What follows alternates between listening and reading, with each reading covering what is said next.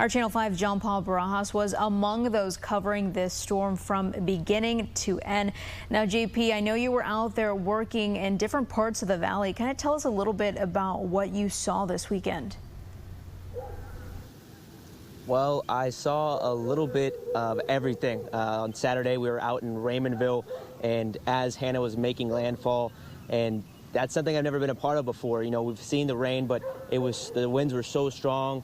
We saw trees that were snapped in half. And then on Sunday, I was in Brownsville, and I saw a roof that was completely ripped off of the house and actually landed on a neighbor's house. So, I mean, you saw it all. And just talking to other reporters, talked to one reporter who said she was about to do a live shot with a partially submerged car when they saw that a family was actually still trapped inside. So they had stopped what they were doing and called 911 to make sure they got out safely, and they did, luckily. But it's just been a crazy, crazy weekend, all things considered.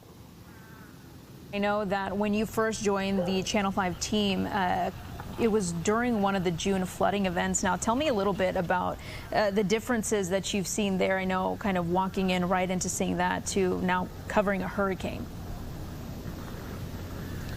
Yeah, Gabby, actually my third day here at Channel 5 was the first June flood back in 2018. And so that was just an eye-opener in itself, but then back-to-back years of June floods, and it was crazy in itself. But with the June floods, all you had to worry about was the water, how deep it was going, how fast the water was moving. With this hurricane and these winds, you have to worry about the water, and then you have to worry about debris flying by. I spoke to one resident that said his neighbor's metal carport actually got kind of shredded in half and flew on top of and behind his home. So if you're walking out in the street during these strong winds, you don't know what you could get hit by. It could be a tree branch. It could be, like I said, a metal carport. So it's a lot more dangerous, something I will never forget. Most definitely, and I know this morning you were out in Barajas. I believe you're still there this morning. Now that the sun's starting to come up a little bit and you can kind of see a little bit more clearly, have you noticed anything different? I know you've seen that truck that was partially submerged there out in the water, and I know that the power seems to still be out in the area.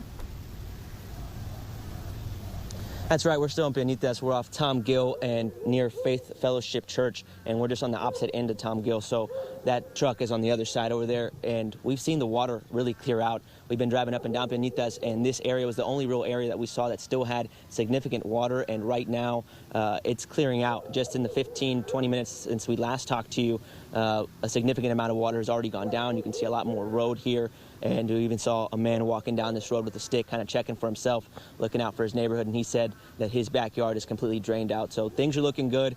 Hopefully the rain stays away and this can completely be done with in the next couple hours or so. But that's what we got for you right now, and we'll keep an eye out and see if we hear or see anything else. Live in Barajas, John Paul Barajas, Channel 5 News this morning.